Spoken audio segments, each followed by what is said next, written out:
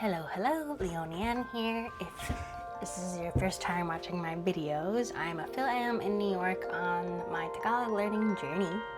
And today I'm giving you my 5-week update. I've been taking Tagalog lessons each week for 5 consecutive weeks now.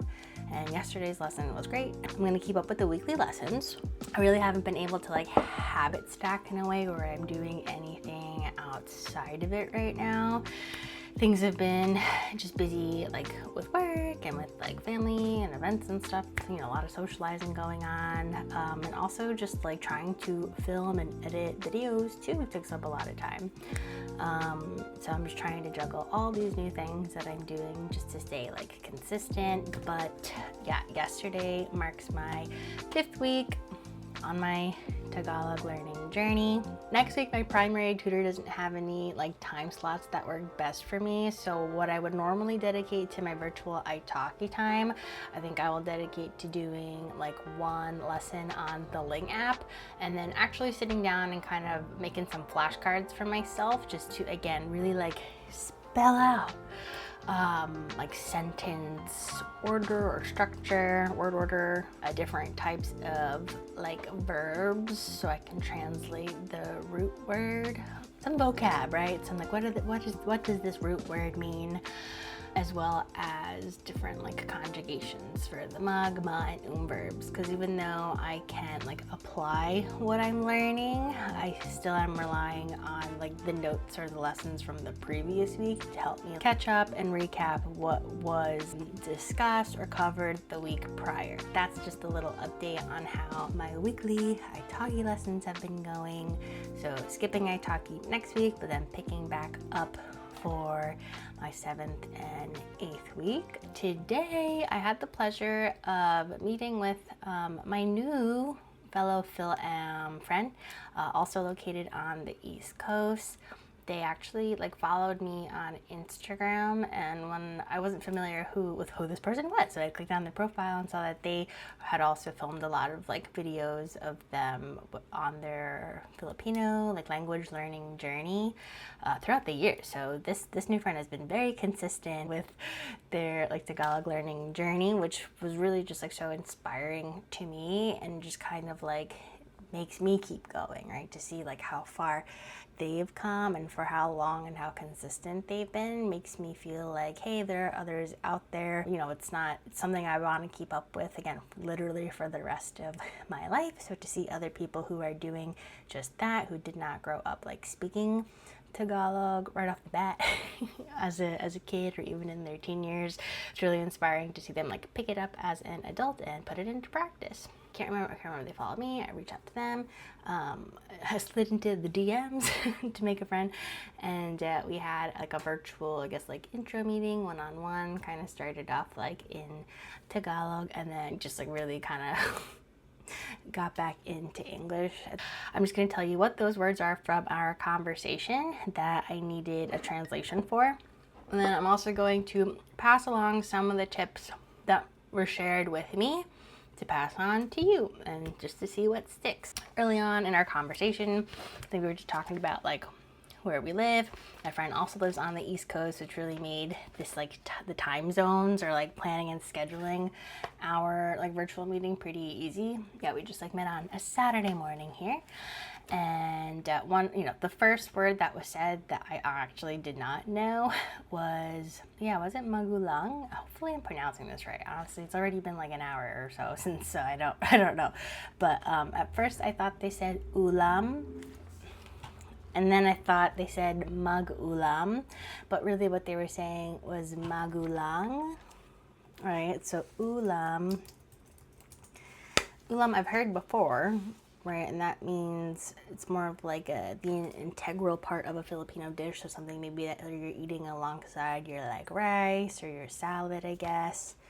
Let's see, Filipino ulam refers to the savory dish such as meat, seafood, or vegetables that is eaten with rice. I'm gonna just use the Tagalog English dictionary online right now, tagalog.com, but if I type in ulam is a noun. It's the item in a meal or snack that are eaten together with rice or noodles. Now, I thought ulam then was like mag-ulam. Mag-ulam is a verb that means to make a dish or to eat a dish, right? To eat your ulam, mag-ulam, make or eat your dish. But nope, it was neither of those words that were being spoken to me. It was magulang. And that is the term for parents. And basically, from that we were talking about like our proximity or like how close and far we live from our parents. Another word that was said that I've heard before but did not know the meaning of was lugar, which is a noun and basically just means place. Lugar, place, site, point, spot, region, location. And then another word that I've heard a couple times, but I wasn't sure what it meant, was halimbawa, or example.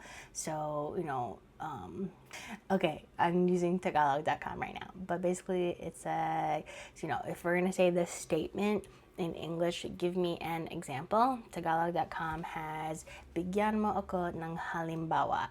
So halimbawa is example. Another one, in English is the students imitate the teacher's examples. In Tagalog, here it says, ginagaya ng mga estudyante ang mga halimbawa ng guro. Halimbawa. Another term I didn't know was lumaki. So I was asked, lumaki ka ba sa New York? And it wasn't like, do you live in New York, right? My friend was asking, did you grow up in New York? So lumaki means a verb, means like to grow in size, grow bigger, become big, get bigger, expand. Or lumaki means to grow up, develop. Mahilig ka ba? Mahilig is another word I didn't know. Mahilig is like fond of or likes, prone to. So mahilig ka ba? I forget. I think we were talking about different types of music or Filipino movies, but that's how the term mahilig came up. Anything else? I think those are the primary terms or words and phrases. There was actually some Filipino slang that they taught me. Again, we were talking, I don't know, just relating to each other again, what's it like growing up Fil-Am on the East Coast in the US, and whatever it was that we were relating to, they used the term gets kita, which is supposedly Filipino slang. So let's look up gets kita. Gets kita. That's kind of funny. Yeah, okay, so gets kita is a phrase from the Tagalog language that translates to I get you in English, or I understand you, or I know what you mean. Okay, gets is a colloquial form of naiintindihan. I've always been so bad at saying that word. And kita means you. So it's like gets kita. And yeah, the phrase is widely used in casual conversation to show you that you understand a person's point, feelings, or situation. So, do you get kita? Maybe you get kita with this. I don't know. Yeah, gets kita I like a lot. I think that one's going to be a really easy one that I can start implementing when I am talking to other people. All right, and I also told my new friend that I'm going to one of my local friends' kids' birthday parties tomorrow, and my local friend, her parents are both from the Philippines, so they speak English, but I think that maybe they'll appreciate me trying to say anything in Tagalog. So today we were discussing what types of phrases could I potentially say when I see them and we catch up, right? Because we might say kamusta ka, or kamusta po kayo, oh my god, I can't say, kamusta po kayo, anong bago, anong balita, anong mga ganap mo. I think I misspelled that one. That might not be right. But yeah, of all those phrases, I'm probably just going to say anong bago or anong balita. So I think anong bago is what's new, and anong balita is what's news. Let's see. Anong bago. what's new. And then anong balita. And anong balita, yeah, is like what's new. So those are the terms and phrases that we discussed today that I kind of learned something from, and I kind of just like jotted down everything. Another thing is, you know, we talked about what's some Filipino music or some Filipino movies. We talked, I mean, not in detail, but we talked about Beanie. And as many viewers have been commenting, I should listen to. They also told me that they've seen the movie Hello, Love, Goodbye, because I mentioned I'm watching a Filipino movie tonight, and I haven't seen it. I have heard about it.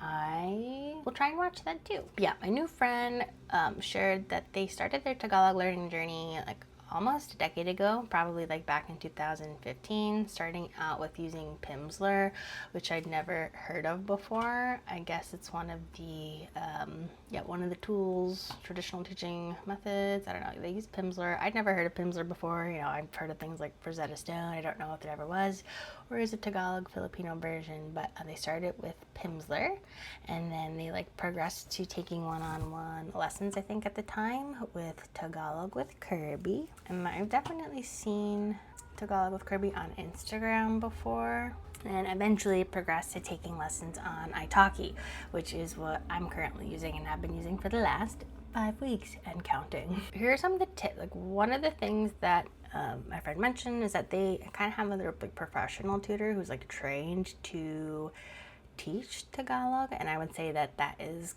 kind of the category that my current tutor fits into now. And I liked their idea that they kind of like added maybe 2 or 3 more Italki tutors just to kind of diversify and increase the number of people like in like their life or community that they're speaking to in Tagalog, which I really appreciated. That's definitely like a goal, and I think the best way to continue learning and practicing.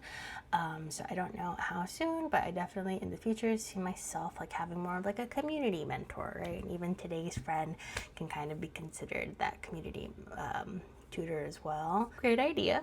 Lovely tip. Think about it, you guys. Whether you find them through Italki or in your neighborhood or in your family, online somewhere. Yeah, and then another tip, which is an action item I could like take care of today even, is watching shows that have the Tagalog dubbing. One of the shows they recommended that I could watch that has a decent Tagalog dub is Emily in Paris. So I've only seen a couple episodes of Emily in Paris, like in English when it first came out on Netflix. So because I haven't seen the whole series, I'm totally fine like watching it, and I like that idea of playing the Tagalog dub, which is kind of like the opposite of what I'm doing when I am watching like Filipino cinema with English subtitles on. Again, the goal is to fully understand with subtitles off, but this is a great tool or activity to do that.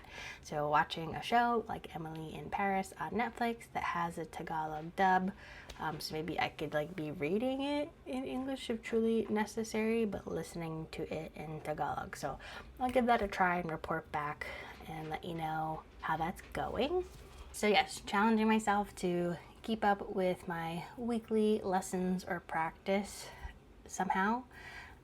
Considering like adding some more like community tutors into my life is a great way to like habit stack, a great way to meet new people and keep my practice going. And yeah, I'll challenge myself to like watching a show starting with Emily in Paris with the Tagalog dub on Netflix. Let me know, do you guys have any other tips or stories? What do you do and what has worked for you when learning a new language or learning Filipino? If you're also learning a language or if you're also learning Tagalog, let me know in the comments. What's one word or phrase that you learned this week? Thanks again for watching and hearing about my 5-week update and some tips from my new friend. I will see you in my next video. Ingat!